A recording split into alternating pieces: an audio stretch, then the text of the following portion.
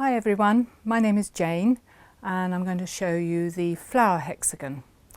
Already shown you the plain one and this is the flower one. This is one of the quilts I've told you about in the other video, made by one of my students, and she used the flower hexagon throughout with the plain one, and she's actually changed colour more times than I have in my two here. She's actually changed the centre as well, and it looks very pretty.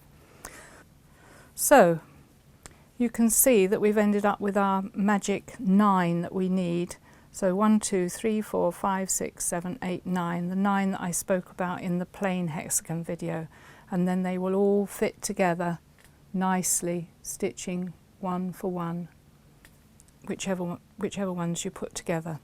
So you'd continue round here